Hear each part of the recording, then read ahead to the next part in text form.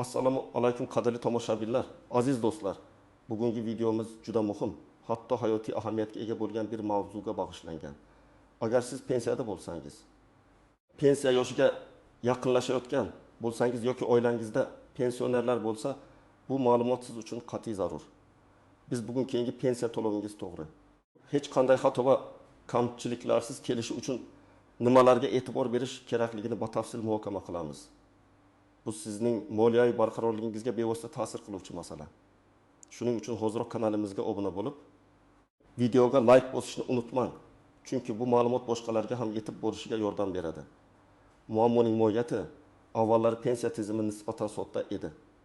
Biroq so'nggi yillarda ro'y bergan o'zgarishlar va islohotlar tufayli ko'pchilik uchun tushunarsiz holatlar yuzaga kelmoqda.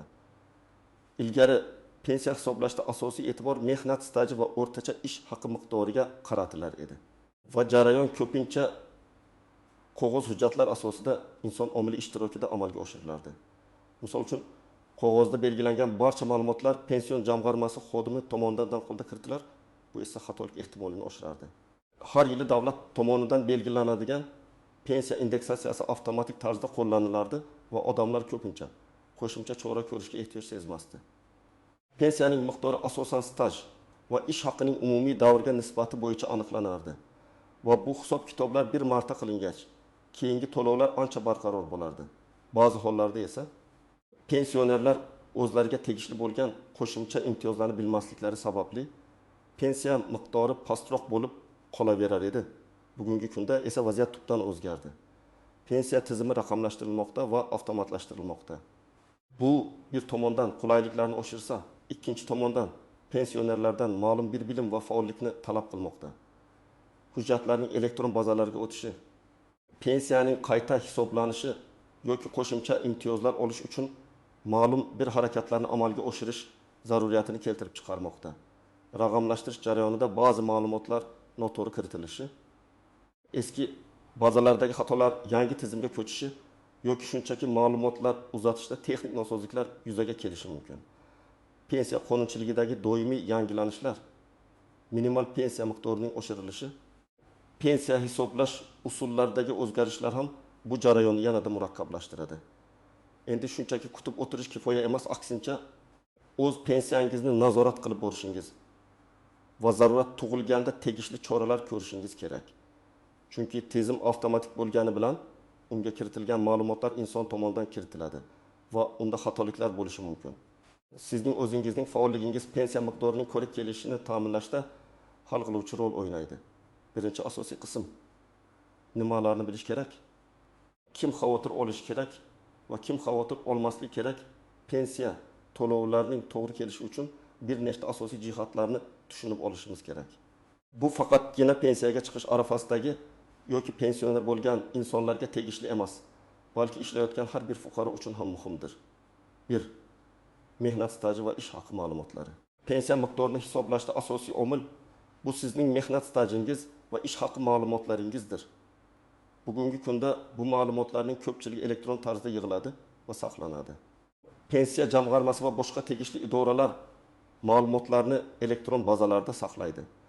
Ammo qog'oz mehnat daftarchalari davrida ishlagan bo'lsangiz, ayniqsa 2005 yilgacha, bu ma'lumotlarning elektron bazaga to'liq va to'g'ri kiritilganiga ishonch hosil qilishingiz zarur. Misolim bir, Aziza opa 1960 yildan 2000 yilgacha paxtachilik xo'jaligida ishlagan. Uning barcha ma'lumotlari qog'oz mehnat daftarchasida mavjud edi. Biroq keyinchalik u Toshkentga ko'chib kelib, boshqa sohada ishlay boshladi.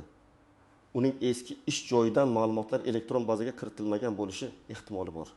Agar Aziza opa pensiya hisoblatishga borganida uning stajidan 20 yil yo'q bo'lib chiqishi mumkin. Bu esa uning pensiya miqdoriga sezilarli ta'sir qiladi. U xavotir olishi kerak va eski mehnat daftarchasidagi ma'lumotlarning elektron bazada aks etayotganini tekshirish shart. Buning uchun u pensiya jamg'armasiga murojaat qilib, o'zining mehnat staji to'g'risidagi ma'lumotlarni so'rashi. Agar yo'qligi aniqlansa, tegishli hujjatlarni taqdim etishi lozim. Misol 2. Davron aka doimiy ravishda davlat tashkilotlarida ishlagan va uning barcha ish joylari rasmiy ravishda ro'yxatga olingan. Uning ish haqi ham doimiy ravishda bank hisob raqamiga o'tkazilgan va soliqlar to'langan. Bunday holatda Davron akaning ma'lumotlari elektron bazada avtomatik ravishda mavjud bo'lishi ehtimoli yuqori. Uning xavotir olishi uchun asoslar kamroq, ammo baribir bir marta tekshirib qo'yish ortiqchalik qilmaydi. Ayniqsa pensiya yoshiga yaqinlashayotgan bo'lsa. U mening mehnat stajim yoki elektron mehnat daftarchasi kabi xizmatlar orqali o'z ma'lumotlarini ko'zdan kechirishi mumkin. Pensiya miqdorini qayta hisoblash, pensiya qonunchiligi o'zgarishi, minimal ish haqi yoki bazaviy hisoblash miqdorining oshishi sababli pensiya miqdori qayta hisoblanishi mumkin. Bu jarayon ko'pincha avtomatik tarzda amalga oshiriladi. Ammo ba'zan texnik xatoliklar yuzaga kelishi yoki ma'lumotlar kechikishi mumkin. Misol uchun Dilfuza opa 2018 yildan beri pensiyada. Har yili hukumat qarori bilan minimal pensiya miqdori oshirilsa, uning pensiyasi ham avtomatik ravishda oshib borishi kerak. U shu paytgacha hech qanday muammoga duch kelmagan, pensiyasi doim o'z vaqtida kelgan. Biroq 2023 yil oktabr oyida pensiyalar yana oshirilganda, uning pensiya miqdorida o'zgarish bo'lmaganligini payqadi. Bu holatda Dilfuza opa xavotir olishi kerak. Chunki avtomatik tizimda xatolik yuz bergan yoki uning holatiga nisbatan qayta hisoblash mexanizmi qandaydir sababga ko'ra ishlamagan bo'lishi mumkin. U pensiya jamg'armasiga murojaat qilib, pensiyasining qayta hisoblanishini so'rashi shart. Kim xavotir olmasligi kerak? Agar siz yaqinda pensiyaga chiqqan bo'lsangiz va barcha hujjatlaringizni to'g'ri taqdim etgan bo'lsangiz, pensiya jamg'armasi tomonidan sizga pensiya tayinlanganligi to'g'risida rasmiy xat olgan bo'lsangiz, dastlabki bir necha oydagi to'lovlaringiz to'g'ri kelgan bo'lsa, sizning holatingizda xavotir olishga unchalik katta asos yo'q. Yangi tayinlangan pensiyalar ko'pincha dastlabki bosqichda sinchkovlik bilan tekshiriladi. Biroq shunga qaramay, har doim ogoh bo'lish va har oyda pensiya miqdorini tekshirib turish tavsiya etiladi. Ayniqsa hukumat tomonidan pensiyalar oshirilishi e'lon qilingan davrlarda. O't qaramog'ida bo'lgan shaxslar ba'zi pensiya turlarida, masalan, bo'g'uvchisini yo'qotganlik pensiyasida yoki ayrim imtiyozli pensiyalarda qaramog'ida bo'lgan shaxslarning soni pensiya miqdoriga ta'sir qiladi. Agar sizning qaramog'ingizda bo'lgan shaxs soni o'zgargan bo'lsa, masalan, farzand voyaga yetgan bo'lsa yoki aksincha, oilaga yangi qaramog'idagi shaxs qo'shilgan bo'lsa, bu pensiyangizni qayta ko'rib chiqishga asos bo'ladi. Misol Döt, Farhod aka nogironlik pensiyasini oladi. Uning qaramog'ida voyaga yetmagan 2 nafar farzandi bor edi. Shu sababli uning pensiya miqdoriga qo'shimcha to'lovlar qo'shilar edi. Endi esa uning kattasi farzandi 12 yoshga to'ldi va mustaqil ravishda ishlay boshladi. Bu holatda Farhod aka pensiya jamg'armasiga murojaat qilib, qaramog'idagi shaxslar soni o'zgarganligi haqida xabar berishi shart. Agar u buni qilmasa, ortiqcha to'langan pensiya miqdori keyinchalik undan undirib olinishi mumkin. Bu ham uning keyingi pensiyasiga salbiy ta'sir qiladi. Misol 5. Gulbahor opa boquvchisini yo'qotganlik pensiyasini oladi. Uning qaramog'ida kollejda o'qiyotgan 19 yoshli qizi bor. Agar qizi o'qishini tamomlasa yoki o'qishni tashlab ishga kirsa, bu haqda pensiya jamg'armasiga xabar berish kerak. Agar qizi o'qishni davom ettirsa, lekin 22 yoshga to'lsa, u ham qaramog'idagi shaxslar ro'yxatidan chiqariladi. Bunday o'zgarishlarni o'z vaqtida bildirmaslik ham keyinchalik muammolarga olib kelishi mumkin. Gulbahor opa o'z holatini doimiy nazorat qilib borishi zarur. Ikkinchi asosiy qism qoidalardan istisnolar, tuzoqlar va noaniq nuanslar pensiya tizimi ba'zan kutilmagan jihatlarga ega bo'lishi mumkin. Hamma bilishi shart bo'lgan. Ammo ko'pchilik e'tibordan chetda qoldiradigan bir qancha muhim nuanslar mavjud. Hujjatlardagi xatolar va nomuvofiqliklar. Elektron bazalarga ma'lumotlar kiritishda inson omili sababli ba'zan xatolar yuzaga kelishi mumkin. Masalan, ism sharifdagi harf xatosi, tug'ilgan sana noto'g'ri kiritilishi, mehnat staji davomida bir necha bor ism yoki familiya o'zgargan bo'lsa, bu o'zgarishlarning barchasi to'liq aks ettirilmasligi kabi holatlar. Bu xatolar kichik ko'rinsa-da, pensiya hisoblashda katta muammolarga olib kelishi mumkin. Misol, Oltin Murod aka pensiyaga chiqish arafasida elektron mehnat daftarchasidagi ma'lumotlarni tekshirganida, uning familiyasida bir harf xato yozilganini aniqladi. Qog'oz hujjatlarda Ahmedov deb yozilgan bo'lsa, elektron bazada Ahmedov deb kiritilgan. Garchi bu kichik farq bo'lsa-da, tizim buni boshqa shaxs deb qabul qilishi va uning bir qism stajini inobatga olmasligi mumkin. Bu esa pensiya miqdoriga to'g'ridan to'g'ri ta'sir qiladi. Murod aka bu xatoni tuzatish uchun juda ko'p vaqt va asab sarflashiga to'g'ri kelishi mumkin. Bu kabi xatolar pensiyaga chiqishdan ancha oldin aniqlanib, tuzatilishi zarur. Ikili pensiya olish usulidagi o'zgarishlar. Pensiya naqd pulda. Pochta orqali yoki bank kartasiga o'tkazish yo'li bilan olinishi mumkin. Agar siz pensiya olish usulini o'zgartirmoqchi bo'lsangiz, masalan, naqd puldan bank kartasiga o'tmoqchi bo'lsangiz, bu haqda pensiya jamg'armasiga rasman xabar berishingiz va tegishli arizani topshirishingiz lozim. Ba'zida odamlar faqat bankka murojaat qilib, pensiya jamg'armasiga xabar bermaydilar. Bu esa keyingi to'lovlarning kechikishiga yoki umuman to'xtab qolishiga sabab bo'ladi. Misol 7 Salima xola har doim pensiyasini pochta orqali uyga yetkazib berish usuli bilan olar edi. Endi u bank kartasiga o'tkazishni xohlab, bankka borib karta ochtirdi. Ammo pensiya jamg'armasiga bu haqda xabar bermadi. Natijada keyingi oyda uning pensiyasi hali ham pochta orqali yuborildi. Ammo pochta xodimi uni uyda topa olmagani uchun pensiya qaytib ketdi. Salima xola esa pensiyasini ola olmadi. Bu holatda faqat pensiya jamg'armasi bilan bog'lanib, pensiya olish usulini rasman o'zgartirgandagina muammo bartaraf etiladi. O'tdi. Qonunchilikdagi maxsus imtiyozlar va qo'shimchalar. Ba'zi fuqarolar, masalan, urush faxriylari, Chernobil fojiasi oqibatlarini bartaraf etishda qatnashganlar, ba'zi kasb egalari, masalan, konchilar, xavfli sharoitda ishlaganlar maxsus imtiyozlarga ega bo'lishi mumkin. Bu imtiyozlar pensiya miqdoriga qo'shimcha foizlar qo'shilishini yoki pensiya yoshining kamayishini anglatishi mumkin. Ko'pchilik bu imtiyozlar haqida bilmaydi yoki ularni avtomatik tarzda qo'llaniladi deb o'ylaydi. Biroq ko'pgina hollarda bu imtiyozlarni olish uchun qo'shimcha hujjatlar taqdim etish va ariza yozish talab etiladi. Misol 8. Qahramon aka uzoq yillar og'ir sanoatda ishlagan. Uning kasbiy imtiyozli pensiya huquqini beradi. Ya'ni pensiya yoshidan oldinroq pensiyaga chiqish yoki pensiya miqdoriga qo'shimcha to'lov olish. Ammo Qahramon aka bu haqda to'liq ma'lumotga ega emas edi. U umumiy qoidalar bo'yicha pensiyaga chiqmoqchi bo'lgandi. Pensiya jamg'armasi xodimi unga bu imtiyozlar haqida aytmadi. Faqat do'stlari orqali bilib, keyinroq hujjatlarni yig'ib bordi. Bu esa uning pensiyasini keyinroq qayta hisoblashga va ortiqcha sarsongarchilikka sabab bo'ldi. Agar u o'z imtiyozlarini oldindan bilib, tegishli hujjatlarni tayyorlaganda edi, pensiyasi boshidanoq korrekt kelardi. 4 chet elda ishlagan staj. Agar siz chet elda ishlagan bo'lsangiz va O'zbekiston bilan tegishli shartnoma tuzilgan davlatda rasmiy mehnat faoliyatini olib borgan bo'lsangiz, bu stajni O'zbekistondagi pensiya hisobiga qo'shish imkoniyati mavjud. Ammo bu avtomatik tarzda sodir bo'lmaydi. Bu stajni hisobga olish uchun siz tegishli xalqaro shartnomalar doirasida harakat qilishingiz va chet elda ishlaganligingizni tasdiqlovchi hujjatlarni pensiya jamg'armasiga taqdim etishingiz lozim. Misol 9. Nigora opa Rossiyada 10 yil rasman ishlagan va u yerda barcha soliq va ijtimoiy to'lovlarni to'lagan. O'zbekistonga qaytgach, u pensiyaga chiqqanda uning Rossiyadagi staji hisobga olinmadi. Chunki O'zbekiston bilan Rossiya o'rtasida bu borada tegishli kelishuvlar mavjud bo'lsa-da, Nigora opa bu stajni tasdiqlovchi hujjatlarni mustaqil ravishda pensiya jamg'armasiga taqdim etmagan. U Rossiyadan olingan mehnat staji haqidagi ma'lumotnomani legallashtirib, pensiya jamg'armasiga taqdim etishi shart edi. Agar u buni qilmasa, uning pensiya miqdori 10 yillik stajsiz hisoblanadi. Bu esa sezilarli farqni keltirib chiqaradi.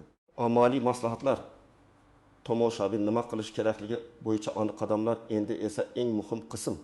Sizning keyingi pensiya to'lovingiz to'g'ri kelishini ta'minlash uchun aniq qadamlar va ko'rsatmalar. 1. Elektron mehnat daftarchasi va staj ma'lumotlarini tekshiring. Qayerga borish kerak? Hozirgi kunda bu ma'lumotlarni yagona interaktiv davlat xizmatlari portali my.gov orqali olish mumkin. Shuningdek, pensiya jamg'armasining hududiy bo'limlariga murojaat qilishingiz mumkin. Nima qilish kerak? my.gov portaliga kirib, mening mehnat stajim yoki elektron mehnat daftarchasi xizmatini tanlang. Shaxsiy identifikatsiya raqamingiz, JSHIR va parol orqali tizimga kiring. U yerda sizning barcha mehnat staji ma'lumotlaringiz aks etganligini tekshiring. Nimalarga e'tibor berish kerak? Ishga kirgan va chiqqan sanalar, ish joyi nomi, lavozimi va ish haqi ma'lumotlari. Agar qog'oz mehnat daftarchangiz bo'lsa, elektron bazadagi ma'lumotlarni u bilan solishtiring. Agar nomuvofiqliklar topsangiz, darhol pensiya jamg'armasiga yoki davlat xizmatlari markazlariga murojaat qiling. Qanday hujjatlar kerak bo'lishi mumkin? Pasport, mehnat daftarchasi, ish joyidan ma'lumotnomalar, arxiv ma'lumotnomalari, ayniqsa eski staj uchun. Pensiya miqdorini doimiy nazorat qilib boring. Qayerga borish kerak? sizning pensiyangizni to'lovchi bank yoki pochta bo'limiga murojaat qilib, to'lov kvitansiyalarni olishingiz mumkin. Shuningdek, pensiya jamg'armasining hududiy bo'limlaridan o'z pensiyangiz haqida batafsil ma'lumot so'rashingiz mumkin. mypodgov.uz portalida ham pensiya miqdori va to'lovlari haqida ma'lumot olish imkoniyati mavjud. Nima qilish kerak? Har oyda keladigan pensiya miqdorini diqqat bilan tekshiring. Agar hukumat pensiyalar miqdorini oshirish haqida qaror qabul qilsa, keyingi oyda sizning pensiyangiz ham oshganligini tekshiring. Nimalarga e'tibor berish kerak? Agar miqdorda kutilmagan o'zgarish, kamayish bo'lsa yoki avtomatik oshish sodir bo'lmagan bo'lsa, darhol choralar ko'ring. Qanday hujjatlar kerak bo'lishi mumkin? Pasport, pensiya guvohnomasi. 3. Qaramog'idagi shaxslar sonidagi o'zgarishlarni o'z vaqtida xabar bering. Qayerga borish kerak? Pensiya jamg'armasining hududiy bo'limiga. Nima qilish kerak? Agar qaramog'ingizdagi shaxs voyaga yetsa, ishga kirsa yoki o'qishni tamomlasa yoki aksincha oilangizga yangi qaramog'idagi shaxs qo'shilsa, bu haqda 10 kun ichida pensiya jamg'armasiga yozma ariza bilan murojaat qiling. Qanday hujjatlar kerak bo'lishi mumkin? Pasport, tug'ilish guvohnomalari, nikoh guvohnomasi, o'qish joyidan ma'lumotnoma, agar o'qish davom etayotgan bo'lsa, ish joyidan ma'lumotnoma, agar ishga kirgan bo'lsa. 4. Maxsus imtiyozlar va chet el staji uchun murojaat qiling. Qayerga borish kerak? Pensiya jamg'armasining hududiy bo'limiga. Nima qilish kerak? Agar sizda pensiya qonunchiligida belgilangan maxsus imtiyozlar, masalan, og'ir mehnat sharoitlarida ishlaganlik, faxriylik bo'lsa, yoki siz chet elda ishlagan stajga ega bo'lsangiz, bu haqda tegishli hujjatlarni yig'ib, yozma ariza bilan murojaat qiling. Qanday hujjatlar kerak bo'lishi mumkin? Pasport, mehnat daftarchasi, xavfli sharoitda ishlaganlikni tasdiqlovchi ma'lumotnomalar. Masalan, zararli sexlar ro'yxatidan ko'chirma. Chet elda ishlaganlikni tasdiqlovchi hujjatlar, ularni legallashtirishni unutmang. Bu hujjatlar juda muhim va ular sizning pensiya miqdoringizni sezilarli darajada oshirishi mumkin. Shuning uchun ularni e'tiborsiz qoldirmaslik kerak. 5. Pensiya olish usulini o'zgartirish. Qayerga borish kerak? Pensiya jamg'armasining hududiy bo'limiga. Nima qilish kerak? Agar siz pensiya olish usulini o'zgartirmoqchi bo'lsangiz, masalan, pochta orqali olgandan keyin bank kartasiga o'tmoqchi bo'lsangiz, pensiya jamg'armasiga yozma ariza bilan murojaat qilib, yangi ma'lumotlarni taqdim eting. Bankka yoki pochta bo'limiga borishdan oldin pensiya jamg'armasini ogohlantirishni unutmang. Qanday hujjatlar kerak bo'lishi mumkin? Pasport, pensiya guvohnomasi, bank kartasining rekvizitlari. Barcha holatlarda har qanday murojaat uchun ariza 2 nusxada tayyorlanishi va uning bir nusxasiga pensiya jamg'armasi xodimi tomonidan qabul qilinganligi haqida belgi, shtamp, sana va imzo qo'yilib, sizda saqlanib qolishi muhim. Bu kelajakda yuzaga kelishi mumkin bo'lgan har qanday muammolar bo'yicha dalil bo'lib xizmat qiladi. Yakuniy xulosa va so'nggi chaqiriq, aziz do'stlar. Bugun biz pensiya to'lovlaringiz korrekt kelishi uchun nimalarga e'tibor berish kerakligini batafsil ko'rib chiqdik. Esingizda tuting, sizning faolligingiz va ogohligingiz pensiyangizning o'z vaqtida va to'g'ri miqdorda kelishini ta'minlashda hal qiluvchi ahamiyatga ega. Pensiya tizimidagi raqamlashtirish va islohotlar bizdan ham zamonaviy yondashuvni talab qiladi. Shuning uchun har bir qadamni sinchkovlik bilan tekshiring. Hujjatlaringizni tartibda saqlang va har qanday shubha tug'ilganida pensiya jamg'armasiga murojaat qilishdan tortinmang. Umid qilamanki, bu video siz uchun juda foydali bo'ldi. Agar sizda bu mavzu bo'yicha qo'shimcha savollar bo'lsa yoki o'z tajribangizni baham ko'rmoqchi bo'lsangiz, iltimos izohlarda yozib qoldiring. Sizning fikrlaringiz biz uchun juda muhim. Videoga like bosishni va kanalimizga obuna bo'lishni unutmang. Zero bu sizning pensiya masalalaringizga oid eng dolzarb ma'lumotlarni doimiy ravishda olishingizni ta'minlaydi. Keyingi videolarda ko'rishguncha xayr. Salomat bo'ling.